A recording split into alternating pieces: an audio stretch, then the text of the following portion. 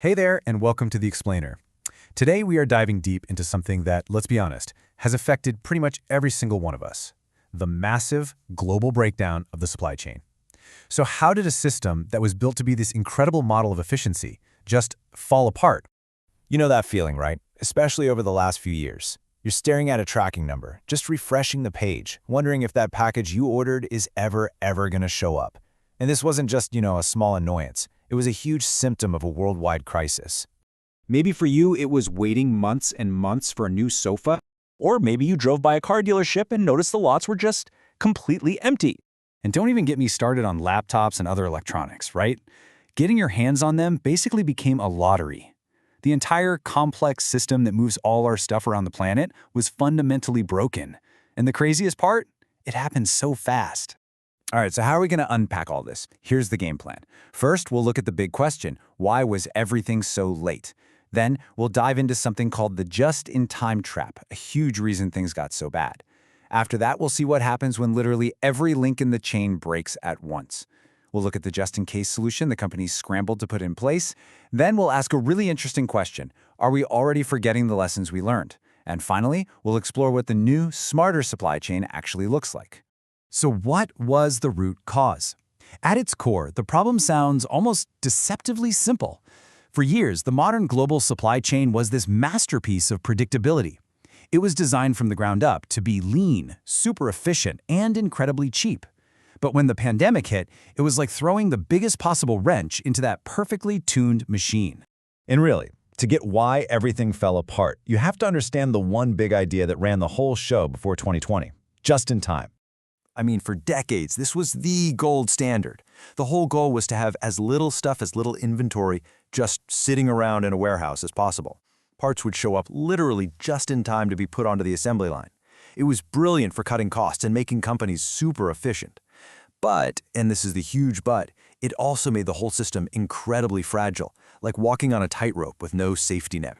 And this right here, this slide just lays it all out, doesn't it? Before the pandemic, it was all about the column on the left: lean, efficient, low cost. But all of that came with a hidden price tag: fragility. The idea of holding extra inventory just in case was seen as wasteful, redundant, and expensive. So when the pandemic hit, that tightrope didn't just wobble, it snapped.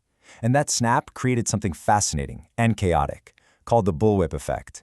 Basically, a tiny change in what you and I were buying sent these massive, chaotic shockwaves all the way up the supply chain. Think of it like this, and you can see it right here.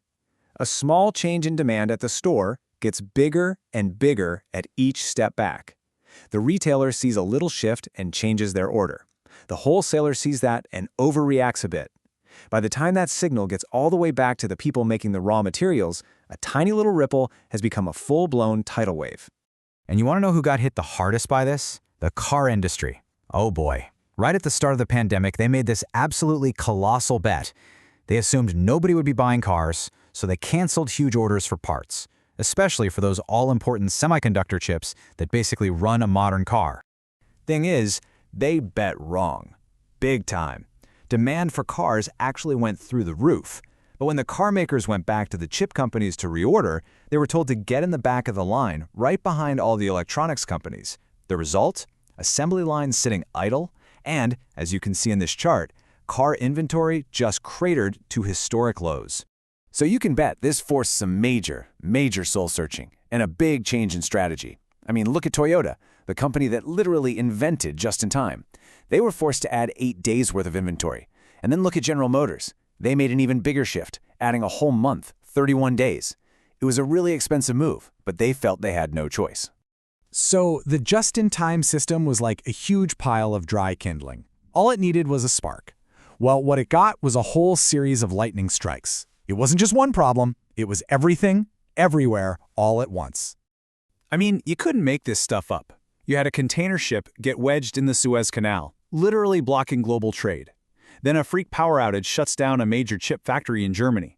A historic freeze in Texas cripples production there.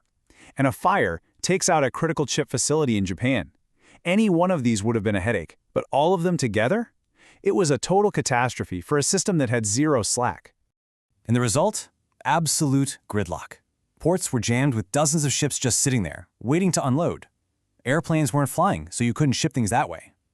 Consequently, the price to ship one single container from Hong Kong to LA just exploded, from about $1,500 to a jaw-dropping $9,000 for one container.